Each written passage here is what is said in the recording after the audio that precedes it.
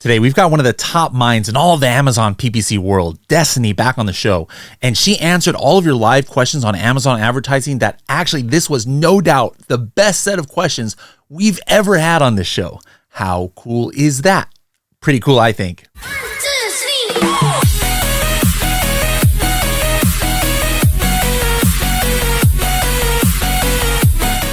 If you're like me, maybe you were intimidated about learning how to do Amazon PPC. Or maybe you think you just don't have the hours and hours that it takes to download and sort through all of those sponsored ads reports that Amazon produces for you. Adtomic for me allowed me to learn PPC for the first time, and now I'm managing over 150 PPC campaigns across all of my accounts in only 2 hours a week. Find out how Adtomic can help you level up your PPC game. Visit h10.me/Adtomic for more information. That's h10.me/ADTOMIC. Hello, everybody, and welcome to another episode of the Serious Sellers Podcast by Helium 10. I am your host, Bradley Sutton, and this is the show that is our live monthly Tacos Tuesday program, where we go over anything and everything Amazon PPC related, and we throw in a little bit of Walmart here and there as well. And so for those who this is your first time to the show, what we do is we bring on an outside expert once a month to answer live on all of our platforms your top PPC questions. There's no question that's too basic or no question, hopefully, that's too advanced. We'll answer them all. So let's go ahead and invite our very special guest for the first time since last year from BTR Media. We've got Destaney in the house. Destaney, how's it going? Woo! Well, now you have me a little nervous. You said, hopefully we don't have any questions too advanced. We'll see what happens. Well, for you, like I might not say that for all of our guests, but since Destaney's on here, it's like, nah, like you can ask anything. We'll see what happens. Give us a quick bio of yourself for those who might not have heard your previous episodes in previous years here, and this is their first time listening to you. Yeah, of course. So I've been in the space for 7 years, worked everything from some of the largest brands on the platform to also the small sellers. I feel like we've worked with a lot of people that have gotten up and gotten ready and launched, and I've done nothing but Amazon advertising for 7 years straight. So I think personally, I've managed over $500 million worth of spend, every category, every scenario I think I've dealt with at this point. Used to be founder of Better AMS. We've now rebranded to Better Media. So now that we've established, you know what you're talking about, we're just going to hop right into it. Before I get to the users' questions, I had some things I wanted to ask. I'm going to ask some questions about Adtomic. I have got some general questions, but actually first, let me get to the general question. So I know there's been I don't want to call it a movement lately, but maybe there's more awareness in the industry about, hey, it's not always just about ACOS when you are trying to, determine or strategize with your PPC. But my question, first of all, is there a certain level that statement applies to? Like if I'm a brand new seller and, I don't have, this big budget and I'm not trying to build this humongous brand and trying to get awareness out there, should I still be maybe using that as my primary metric? And if so, is there a certain level where all of a sudden I need to be shifting my metrics I'm looking at? I think simplest answer is you should always be shifting your metrics. In the beginning, cash flow is king. That's what matters the most, right? Especially as a individual seller. You are financing every next round of inventory. And if you can't afford that inventory, you're not going to have a brand. And how do you make sure you can afford that inventory? Well, making sure that marginally you're in a good spot, which is where ACOS comes into play, right? You can't just hemorrhage money. That being said, when you're launching, you also need to make sure you're driving volume and improving your organic rank and getting more reviews. So I think in the very beginning, ACOS may be less important as you're driving that velocity. It's more about margin. So all of that to say, I think there's a million different variables. We have brands that come to us and like, hey, our only goal is a $3 ROAS. This is a marketing budget. It doesn't influence anything else. We have brands that come to us that are solely focused on profit margin at scale. So we need to make considerations for what that looks like. Love it. Love it. All right. Excellent. Now, let's go hop into Adtomic because you for the first time, you and your agency are getting into, using Adtomic and using it for some of your clients. You've only been doing it for a couple of months now. What are some of your initial kind of reactions? Like what are the strengths that you guys have been noticing about it? Well, I think there's a few things I want to hit on here. Is one, our agency has always used Helium 10 from like a keyword research, organic rank, BSR tracking perspective, which is why I was like, hey, let's see if there's better integrations we can do. Everyone who's been following me knows I preach the relationship between PPC and your organic rank.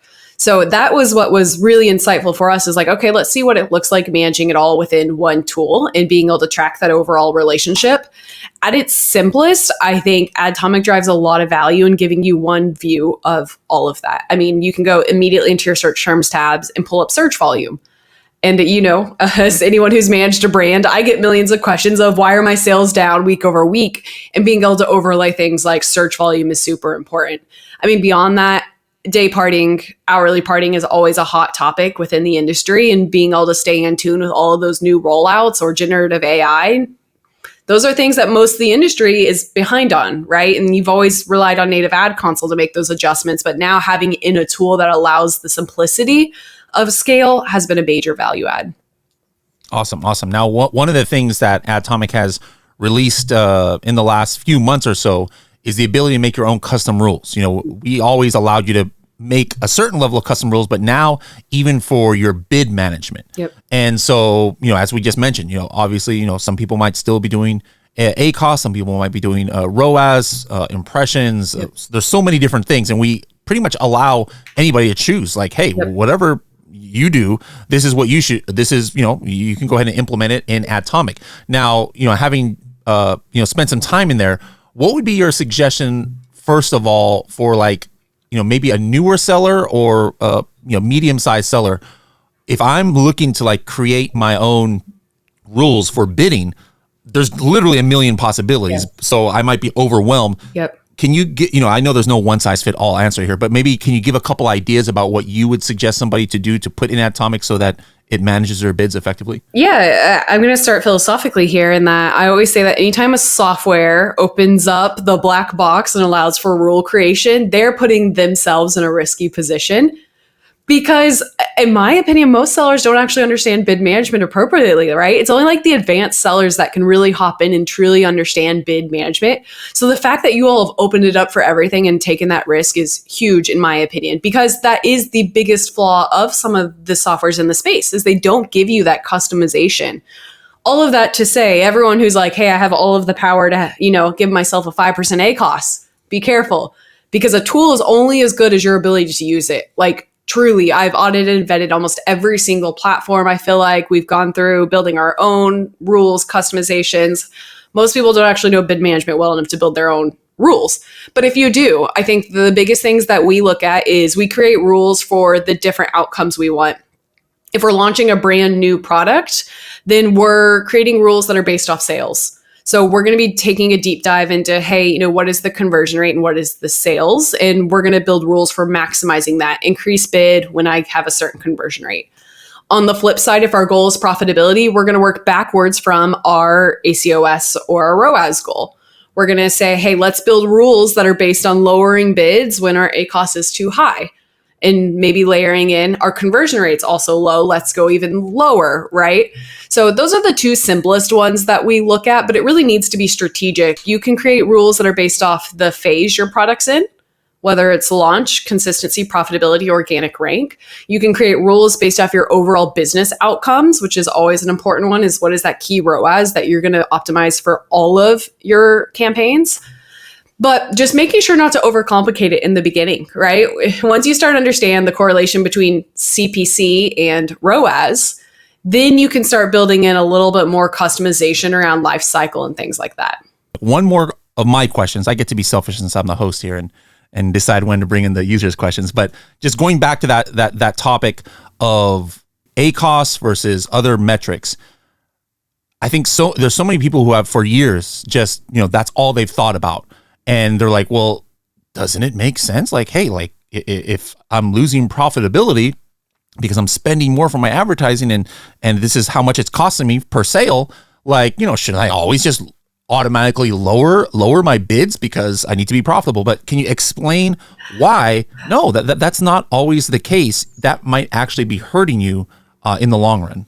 So the reason it's become so much more important to not always focus on a low ACoS is because Amazon search results have become more saturated with ads. I think everyone, amen, right? From the pews here. The reason being is obviously Amazon's making a lot of revenue off their advertising, but also they've done a great job of like their relevancy and still having a clean customer experience. The problem with that is if you start slipping an organic rank and you fall to page 2 or page 3, there's a joke of, the best place to bury a dead body is page 2 of Google. Well, Amazon's very similar, right? A lot of people don't go to page 2 and page 3.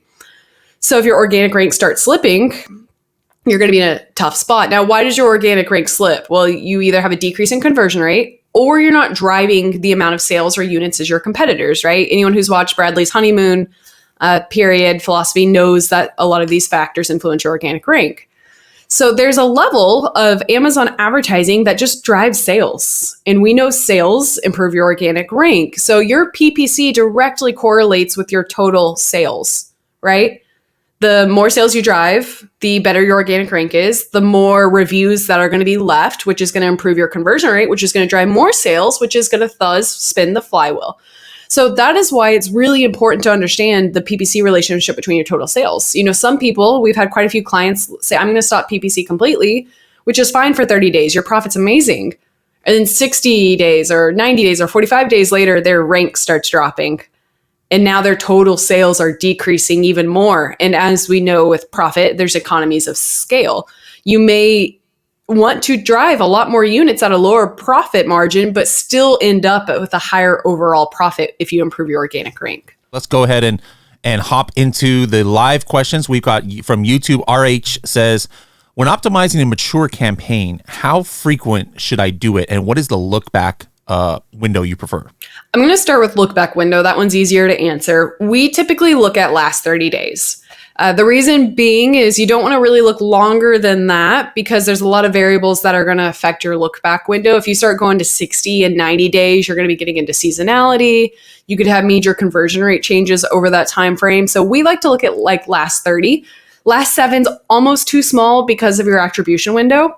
That being said, if you lower your price or you have something crazy going on that changes your conversion rate, you probably need to look at a smaller look back window. When it comes to how frequently do you optimize, there's a lot of different opinions in this space, and I don't think it matters too much if we're being honest. We optimize when we have enough data to optimize. So once I get a certain threshold of clicks, I typically start making bid optimization decisions based off that click threshold, which is something that you can build out again within Adtomic. So if you have $100 price point product, you're going to need more clicks to have enough data, right? Because customers like to think and click and take a longer time to purchase. So really depends. Next question here. This is from Steven from YouTube. How long do you think you should run PPC at a loss to establish a product? It's not a repeatable purchase product. The second part of that question is super valuable. If it's not a repeat purchase product, we typically run on a loss during the organic rank period, right? When we're trying to get up to closer to the top of the page. So that way, as we go higher up on the page, that means we don't have to rely on PPC as much to drive all of our views. So that is what we use as our lever of success. If we get into the top 40 for some of our top keywords, then maybe we're going to start focusing more on profitability. Again, it also depends on what your general margins are. If you have $50,000 set aside where you can focus on organic rank, then maybe it makes sense to start from the beginning at a loss. But if you don't have that money set aside and cash flow is important, then maybe you need to focus on layering in more profitability focused keywords and bid optimization. And Amazon Girl says, do you have a strategy to increase brand share in Amazon using PPC? And what do you recommend? 100%. So PackView actually released a study, I think 2 years ago, that 70% of click share goes to the top placements on the page, which as we know are typically sponsored ads. So we ran this for a lot of our kind of original CPG brands.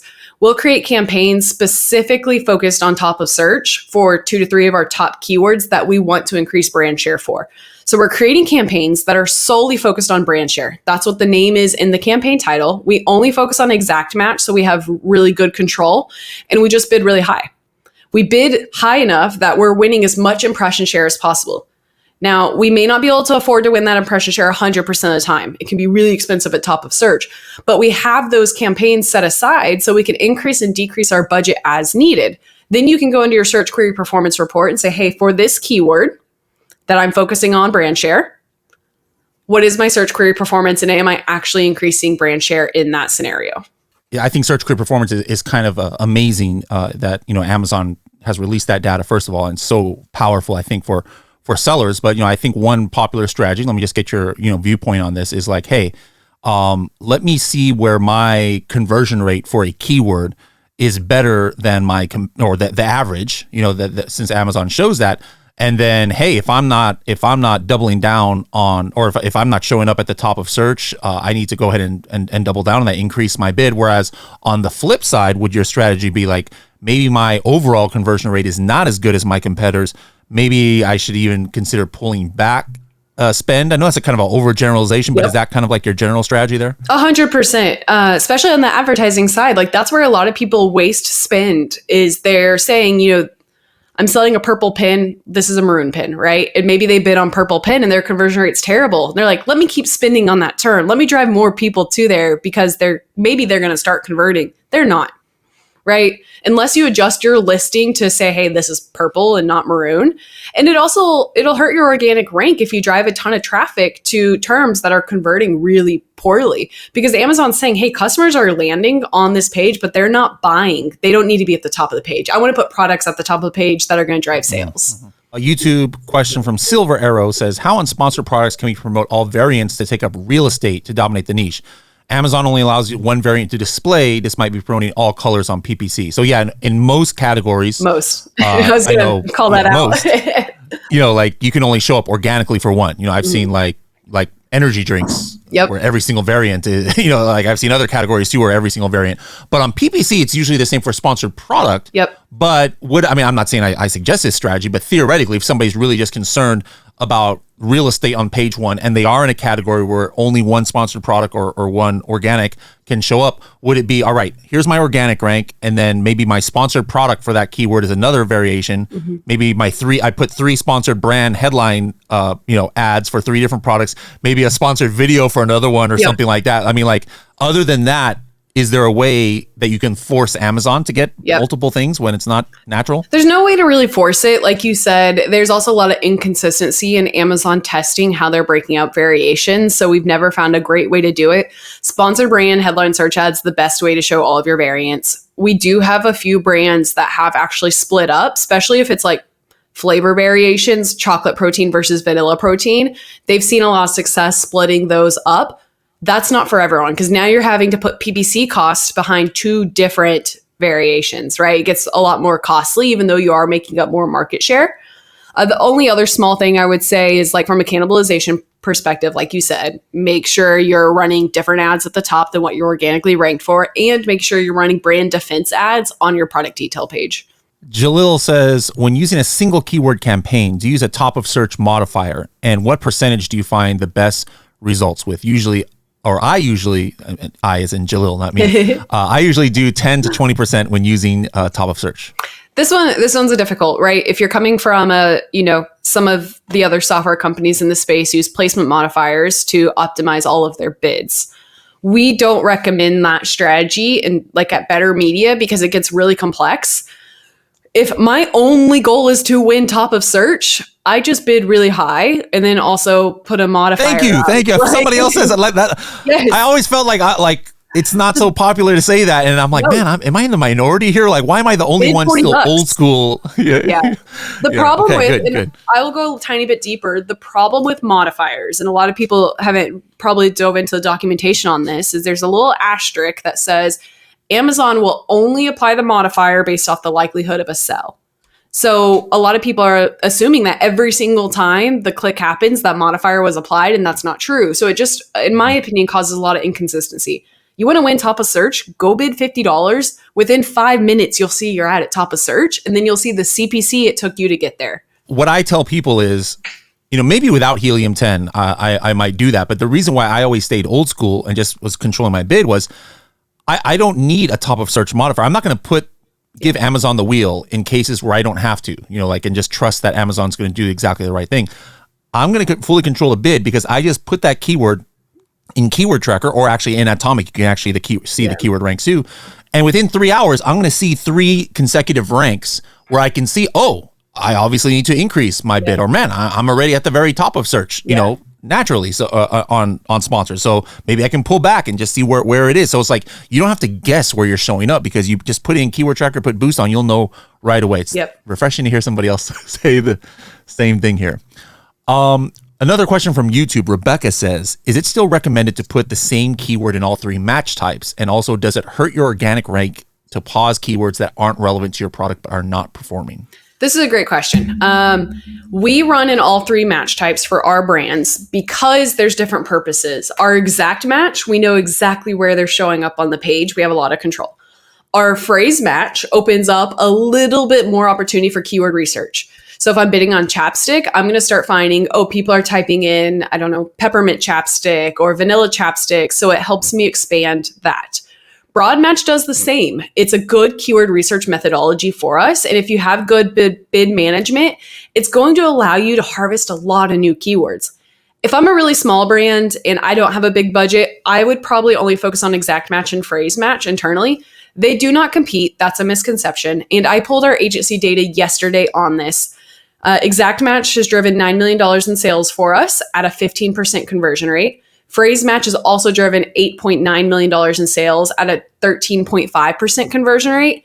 And broad match was a little bit under that because we lower our bids on broad match. Conversion rate, I think, was the lowest at maybe 12%. But because we had good bid management, our ROAS and ACoS was the same on almost all of them.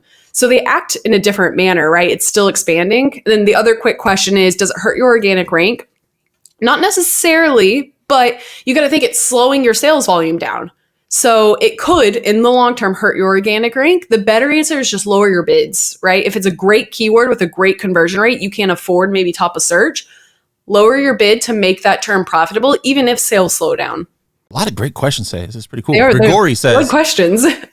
Grigori says, my ad sales are driven by 60 to 70% by a sponsored brand video. Because of that, I'm not well ranked on my main keywords. Are sponsored brand ads, I'm assuming he's talking about both sponsored brand and sponsored brand video, are these helping with ranking at all? So I think what he's talking about is like maybe he's got a video and it's showing up on the coffin shelf page or a coffin shelf search results. Somebody typed in coffin shelf. Now, if it was just regular sponsored product ad, that's definitely gonna help the algorithm. But if somebody clicks the sponsored brand video ad from that same search, me personally, when I tested this like maybe 1 year, 2 years ago, it didn't have as much impact, if anything at all. What are you seeing lately? Pretty much the same. So sponsor brands video has almost no impact from what we've seen, other than the fact that, again, you're still driving sales. So there's a small factor there. But let's talk about why really fast. Sponsored products make up 70% of your sales when ran appropriately because they have more real estate on the page than anything else. Sponsor brands video have 2 placements on the search results and 1 on the product detail page. So their real estate is so much less that they don't really drive enough overall volume to make a difference. And then when they do drive sales, it's being distributed across multiple ASINs typically. So if you just look at like the math, they drive a lot less sales to specific keywords, and that's why. And then sponsor brands video, again, is considering all of your brand halo, not necessarily correlating a keyword to a product from an organic rank perspective. All right, Rebecca said, hey, do you think there will be a chance to create bid rules where you can lower the bids on certain days and times? You can do that in Adtomic. So make sure to do that. We call that schedules. A lot of people just call that day parting. But Amazon, I mean, do you think Amazon will allow or will have that in Seller Central? I do. I think it's on the roadmap, actually. One thing I'll throw out there is I don't recommend using Advertising Console for this. To put this in the shortest way possible, Amazon has an API called Amazon Marketing Stream that actually shows you hourly insights on spend and sales. Adtomic uses that. All the software providers use it from an API perspective. Advertising Console does not give you that access into the insights. So within Ad Console, you cannot see when someone clicked on an ad at 3 p.m. on Tuesday, but purchased on Wednesday at 9 a.m. Adtomic's giving you that so you can actually day part appropriately. Advertising Console is not. That being said, what you can do in this scenario, lower your bids to the level that you need 100% of the time, and then increase your bid when you're performing best, right? So just inverse what a typical day parting is. Lower the hours that you think you're performing poorly, increase when you do incredibly well, and just run the inverse of day parting. My buddy Doda da Silva says he's got a 2-part question here. So what's your suggestion on a bunch of my unprofitable long tail search term reports?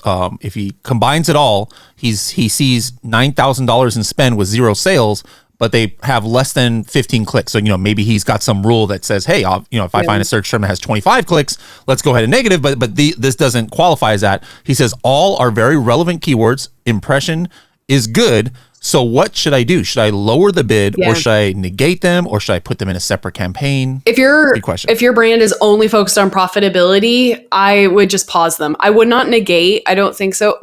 And this is a difficult situation. It's depending on the brand owner. My personal opinion is 10 to 15 clicks is not enough clicks to actually make a decision. What I would do is I would lower your bid on all of those data collection long tail keywords. So that way, even if you have 200 of them, each getting 10 clicks each, you're not spending enough money to really make a big enough difference. You're slowly collecting data until you figure out whether or not that keyword converts. At a $1 bid, it's going to be really costly to collect that data across 200 keywords and 15 clicks, right? I don't really know if it'd be valuable putting them in a separate campaign. I would just lower bid. Do you skip the last 2 days of the look back window? Yeah, that's traditionally recommended 100%. If something crazy happens, then no, it's not necessary. You could still look. But fun fact, I believe the window Amazon last presented between the time that someone searches for a product and makes a purchase is over 5 days. Right? Which is crazy. So if you run an ad and you see you're driving a lot of spend on Monday, there's a good chance that person's not checking out until Friday, which is my whole day parting soapbox, but we don't need to get into that. Yeah, it's kind of, it's funny because this is why as Amazon sellers, and this is a completely generalized statement, but we as Amazon sellers should not be looking at our strategy based on what we do as consumers. Because me personally, if I click on something, I'm buying it. And then what opened up a whole world to me was when Search Career Performance ran. I was like, why are these numbers so low? And then, I talked to Amazon about it. They're like, no, this is only looking at those who take action in a 24-hour window after a click. I'm like, and? Like, who doesn't buy something when they add it to the cart? And then all of a sudden I started asking people, and I was the weird one. People are like, I just add a whole bunch of stuff. Yes. Yeah, like add a whole bunch of stuff to my cart, and I think about it for a couple of days, and then I'm like, what? So this is not necessarily just PPC, but if you guys are running your businesses based on your own consumer behavior, guys, that's not the majority out there. You got to have strategy that applies to more people. Yep. Get the next question. We got do our first one from LinkedIn. It's from Tobias. What is your approach about auto campaigns? Do you just use them for keyword harvesting, or is there something more about it? Auto campaigns do win unique inventory, like in stop. So they actually influence the frequently bought together section. Occasionally you'll see a sponsored ad there. Sometimes you'll see sponsored ads in like the lightning deal section. So that's a good reason to continue to run auto campaigns. So we do continue to run them for almost all of our products. We also aggressively keyword harvest. Like all of our systems are built out for quick keyword harvesting.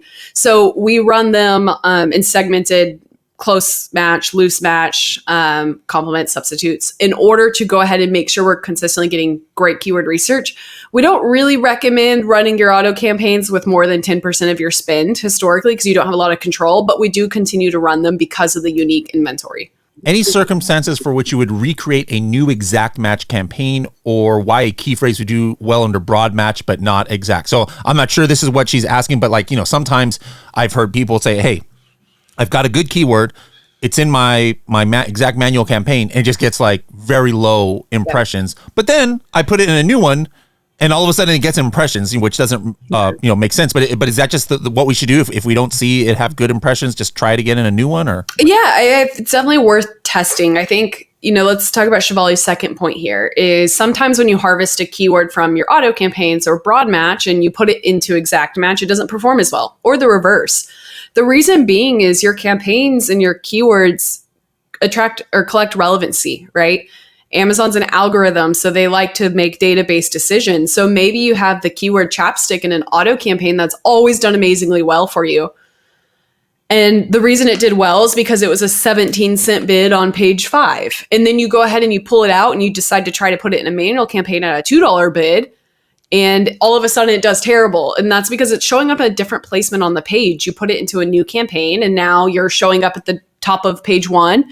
And all of your competitors have 50,000 reviews. So your conversion rate looks worse, right? So all of that to say, test, like we definitely move our keywords around and harvest 100%. We also will create exact match campaigns for different purposes. We have ranking campaigns, then we have profitability campaigns. They're both bidding on exact match. One of them is just focused on rank and one's on profitability. So we do recommend that. Okay. And then just one other tip out there for people who maybe it's on a brand new product and no matter what you do, you can't get many impressions when you know that there's search volume for this. Yeah. It could be a relevancy issue where Amazon just doesn't think that your product is what it is. And the way you can kind of have visibility in that using Helium 10, guys, put the product in Cerebro and then look at the column that I would say 99% of Cerebro users don't look at. But in my opinion, it might be one of the top 3 things in the entirety of Helium 10 is look at the Amazon recommended rank for it. This is a live pool directly from this one thing that for whatever reason, Helium 10 is the only one that's been showing this for like years, but it's what Amazon thinks the product is. So if you see Amazon recommended rank 1 through 20, and it's a bunch of keywords that aren't really what your product is, it means Amazon is confused. And if that keyword is like at number 300 or maybe not even on the list, then yeah, you're not going to get impressions for it because that's literally how Amazon decides what it's going to show you for. So that's just another way you can get some visibility at least into that. Steven says, this is a good one. How do you approach keywords that used to convert very well, but they've fallen off for a month or more? I'd be very curious if conversion rate is the metric Steven's actually calling out here, or if he's looking at if he's saying ACOS used to be better and now it's not. If your conversion rate has changed, the biggest thing I'll take a look at is, did your listing change? Did you have a drop in review count, review quality? Did you make a change to your images? Why? Like the real question you're asking, Steven, is why did customers stop buying my product after landing on my page, which isn't necessarily a PPC issue, right? That's a listing issue. Now, there is a small portion of this which could be a PPC issue, and that's maybe you used to show up at the top of the page and now you're showing up at the bottom of the page and your conversion has changed slightly because share of shelf is different. You're now being compared to different products, but depending on where your ads are. But more than likely, if it's a conversion issue, that is a listing issue. It's rarely a PPC issue when you talk about conversion. If it was an ACOS or a ROAS issue, then more than likely your bid management changed or your conversion rate changed.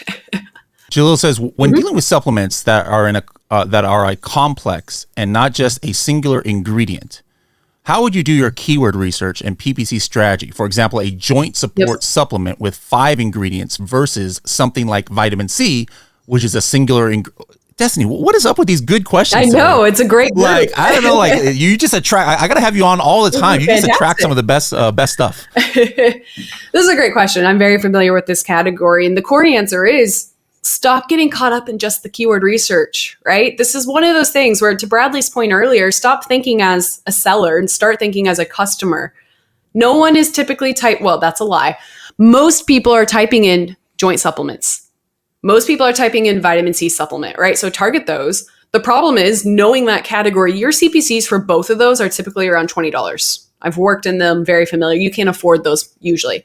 So you do start layering in more ingredients, because if a customer types in vitamin C, they don't know what they want, right? They want some type of vitamin C, but if they type in vitamin C deficiency for so and so and so, it's going to be a lot lower search volume, but they're going to convert much higher because they've done their research and they know your product is what they're looking for. So just create campaigns for both. Create campaigns for your top singular keywords that you probably can't afford, but you're going to give a low budget to anyways. And then create campaigns based off the ingredients. Maybe it's one ingredient, maybe it's probiotics with fiber. I don't know. I'm totally making that up.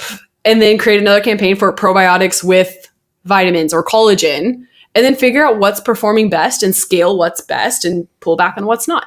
Tosif says, I'm getting good sales with a good ACOS on a keyword. Should I always keep on increasing the bid of that keyword or not? It depends, really. You're looking at this on a micro level. If your overall account is within your ACOS, then maybe just keep it. If you have a little bit room to grow, then raise your bid and drive more sales. But looking at the keyword rank also is good too. If you're already at the top of the page, there's no sense to necessarily, increase your rank, because then maybe somebody else is just going to do the same thing. And now everybody's just driving the cost up needlessly. Brent says, I've got multiple products that I'm targeting the same search terms. If I have multiple campaigns for multiple products bidding on the same search terms, am I artificially driving up the bids? No, the only time you have to worry about this is if you're running out of separate Seller Central accounts and then competing. Were you surprised when the keyword report added for ASIN targeting? What's your approach about ASIN targeting, and how much sales do you need for extra campaigns for specific ASINs to push them separately? Not surprised. This has actually been a thing for quite some time. And pretty much it's saying, hey, I'm targeting this product, but this product also indexes for these top 5 keywords. So let me show up there. In general, you got to consider Amazon is moving into a more AI model. It's going to be a lot less pay-per-click and a lot more shopper intent that's included. I theoretically have seen sponsored products also run retargeting. So when things are out of my control, I try not to worry about it. And what I do instead is be more concise with my campaign structure, so that way I can break out my reporting. Matt says, I've got a variation listing. I got a 10-pack and a 20-pack. Should I drive PPC traffic to the cheaper option, which tends to sell better? Yeah, I would. So you got to think about it from a PPC goal. The only thing you want is to bring people into your listing. The lower price point is going to bring them into your listing. That doesn't mean they're not going to buy the 20-pack, right? We almost always recommend running on the lower price point, even though your margins are going to look a little bit worse, or your performance is going to look a little bit worse ROAS wise. You're going to bring them into the listing, and then they're still going to buy the more expensive if they want it. Tracy says, how many keywords per campaign or ad group, and what's a good way to structure? Okay, so one thing I'm going to run through really quickly is we personally run one campaign, one ad group. We don't run multiple ad groups because your budget is on the campaign level. Amazon makes you set a $100 budget, whatever that number is. And then if you have multiple ad groups, you can't control if this ad group A is getting $50 or $20 or $30. So I run one campaign, one ad group. And then we typically put 10 to 15 keywords. There's no perfect answer. There's a lot of myths in the space. The end of the day, it's however much budget you have. I have brands that have millions of dollars of budget, so I can set 200 keywords in a campaign because I know I have enough budget to collect data on all those keywords. For most people, we recommend anywhere from 1 keyword for your top driving to 20 keywords and not going over that. Just a quick one before I forget. This is one of my questions. Obviously one of the rules that we can do for keyword harvesting in Adtomic is like, say, hey, this is, if I find a keyword in an auto or broad or phrase campaign at this threshold, I want you to, or you as an Adtomic, to move this to my exact manual campaign. Mm-hmm. Like, what is, obviously there's, different strokes for different folks, but, is it 2 purchases? Is it 3 purchases? Is it 2 purchases or 3 purchases or 4 purchases plus a certain ACoS? Like, what is a decent rule of thumb? When I originally started, so I'm going to throw that out there from like simplicity's sake, I did, I think I did 2 sales under like 100% ACoS. And the reason I kept my ACoS high is because I knew when I harvested that keyword, I could just lower my bid. But at the end of the day, what really matters is that it's driving sales. Conversion rate's another important one to layer in, is like your average conversion rate. As long as it's higher than that, you're fine. Santi says, we're thinking of lowering retail to, I'm assuming he means maybe the retail price, to improve conversion rate. Have you seen a better conversion rate when using a lower everyday low price or a coupon? It depends on your competitors. Like, of course, a lower price is probably going to improve your conversion rate, like at the end of the day. But would you be better off optimizing your listing better and maintaining a high price? Would you be better off adding more value to your product? Those are things you can consider, because the problem with lowering your price is you get into a race of chasing the bottom. All of your competitors can also lower their price. The real value add is improving your product. What's been working for Better Media and your clients as far as custom images in sponsored brand campaigns and types of sponsored brand video campaigns? Because I feel like this changes year over year what performs best. Yeah, I think the biggest thing is obviously CPCs have gotten a lot more competitive with video and creative as people are doing it more and more.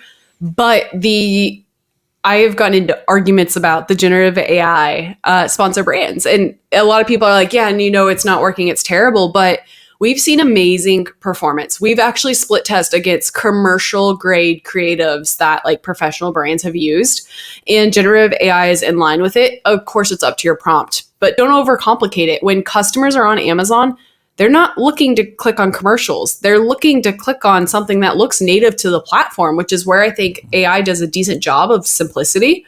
So, for Christmas last year, we took a brand that has like 2,000 ASINs and we used AI to make every single ASIN like Christmas. We just added a little Christmas tree and it did incredibly, incredibly well because people knew it was a seasonal item. All right, last question of the day. It's from a brand new person to Amazon. I'm sure there's a lot of brand new people out there. Maybe they were too shy to ask a question, but real simple. Hey, this person said, Ashlyn says, I'm a first-time seller. Just give me some tips about what I should be thinking about when starting with PPC. I think the first and foremost is obviously going through all of the resources available for Helium 10. I don't know if people actually deep dive on everything that's available. Even if it's as simple as going through like the Adtomic training. I know at Travis, I watched a few videos where he was like training on concepts, not just the software itself. Amazon advertising also has an amazing accreditation program I have to shout out. We've hired interns out of high school, sent them through the accreditation program, and they've been managing accounts after like 3 months.